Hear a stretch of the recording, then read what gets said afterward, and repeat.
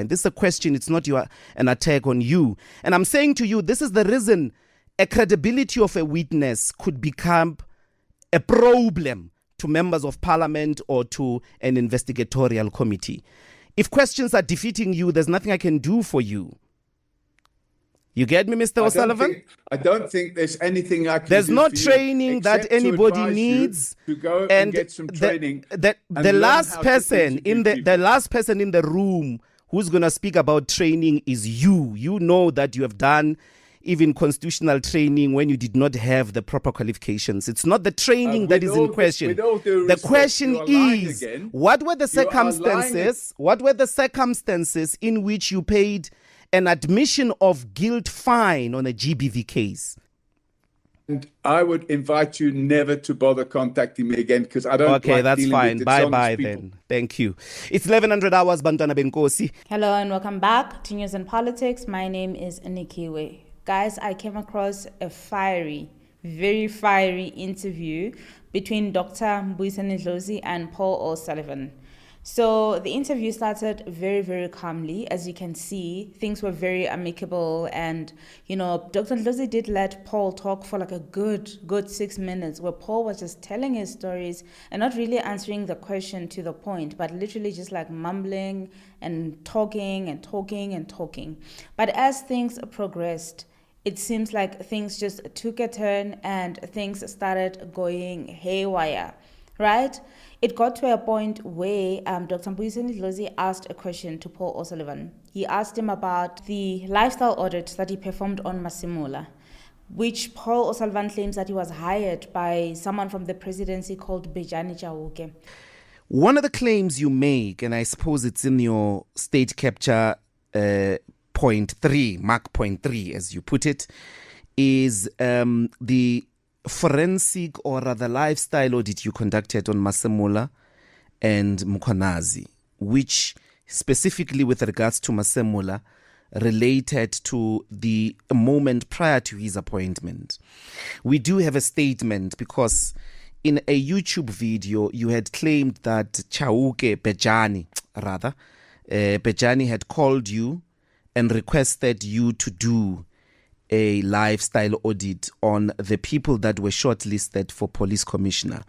And you found that Masemola had failed and was living beyond his means.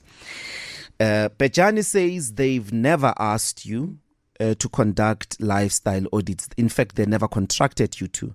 That this was a mere public submission on your part. There are no official records that shows that Paul was hired. There are no official emails or anything of that sort. Paul does not even have those emails himself, because he testified about a second lifestyle audit that included a group of about 10 people, which he has emails for. So whatever he was doing initially was not unofficial. Right? So Paul Sullivan continues to talk about how he was hired, and it was, even though he was hired, it was a private thing. They never met in the office, the president's office. I mean, why are you doing official duties, meeting at restaurants? Why can't you meet at his office? You can literally just walk into the office and meet with him if you're not doing anything dodgy. So that's where things took a turn, right? Because Paul started getting agitated by the line of questioning. And at some point, Paul refers to the investigation that he did on Masemola as a light lifestyle audit and not a full lifestyle audit, because a normal audit, right, would require consent from the person that is being audited. Because if you are auditing a lifestyle, you apparently need bank records. You need a whole lot more, a consent, basically maybe credit records and so forth. So apparently what Paul was doing is a light lifestyle audit. I had never heard of it before, but we learn something new every day. So yeah, he's sticking to his story that he did a light lifestyle audit, which does not require consent.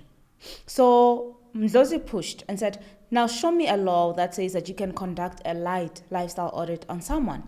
But Paul could not answer that question. And that's where things really escalated and took a turn. It got to a point where Paul was like, give me a chance to speak. Let me answer. If you're going to ask me a question, then let me answer. right? So as things were going, things really escalated even further when Dr. Ndlozi was asking questions about a GBV case, which apparently there's a member of parliament that brought it to light that there was a 16-year-old, allegedly, guys, there was allegedly a 16-year-old that felt like Paul was making sexual advances towards her. And Paul, in all honesty, he did say at the commission that that's not true. That's not a real thing that ever happened. It never happened, and no one obviously had like evidence that presented otherwise, right? But Dr. Ndlozi kept pushing and pushing about this issue. And I feel like, to be fair, Dr. Ndlozi was mixing two stories, right? There is a GBV case where Paul was accused of, I think, hitting his wife, right? Hitting his wife, and then that's where he allegedly paid a fine. That's something that Pahlane brought to light at the commission. So I felt like Dr. Ndlozi, as is arguing about this whole thing, was mixing the 2 points, because he kept on saying, which GBV case did you pay a fine for then? Which one? Or maybe he knew he was just trying to be spicy. Maybe they told him to be spicy. I don't know. But this was very, very, very engaging. This was like something that, obviously, yeah, I don't even know how to describe it. I feel like Dr. Ndlozi may have overstepped, but you know what? He was literally just asking questions, but at some point it felt like it was like personal, you know? Like as a presenter or a host, I felt like he was not, maybe they gave him an instruction to be combative, because I've heard before that sometimes they'll tell you when a guest is coming that be combative, do this, do that. So maybe he got an instruction to be combative. It just sounded more personal and more spicy, right? It sounded like you invited him there to argue with him. But anyway, Leah and Paul, he likes the sound of his voice. Honestly, he just can't stop talking. He wants to talk and tell stories. Like, this is not a rant, non-stop podcast. They literally want to hear your side of the story. They want to hear whether you did what you are being accused of doing, yes or no, give a few points, and then like move on. But Paul just wanted like time and space to like rant. It ended very funny with Paul O'Sullivan saying, don't ever contact. Let me know what you think, right? We don't always know everything as podcasters and people that are sharing our opinion online. We're just creating a platform where we can have topics and discussions. So let me know what you think in the comment section down below. Do you feel like Dr. Ndlozi pushed too much? Do you feel like Paul was unreasonable? What is your take on this issue?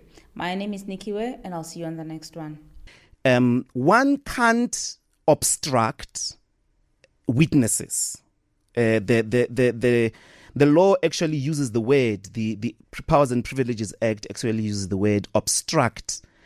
You cannot obstruct a person that is providing evidence in front of the ad hoc committee, or you are unable, as it were, which would be read as an intimidation. It seems to me, when you admitted that you sent Nkabinde a text during his testimony, you were violating this specific law of trying to influence what he was saying at that moment to the committee. Would you agree that this is possibly not only illegal, but would have legitimately invited those members of parliament to doubt your credibility? No, I won't agree, because I didn't know he was giving evidence at the time. Somebody sent me a screenshot of allegations that were being published online by him. It was 8 o'clock in the evening. I assumed that they had finished with all their, their doings. And I sent him a message informing him that he's a lying crook and he belongs in prison, and that it's an offense to testify under oath and lie. It's called perjury. So at the end of the day, that may not look good, but it's a reality. The problem is the ad hoc committee invite these criminals to come and give evidence, give them an easy ride. And then when a person who's identified these people as being criminals many, many years ago comes along, my credibility is attacked by certain members, select members of the committee. And those select members of the committee, I am saying, are in cahoots with the criminals in the criminal justice system who are involved in what I describe as state capture Mark III. Okay. So that is the problem that we have. Okay. You have a committee which is biased. Okay. Final question is, part of what they put to you are the circumstances in which you took some admission to guilt over a sexual offense act. What were the circumstances of that accusation that was made to you?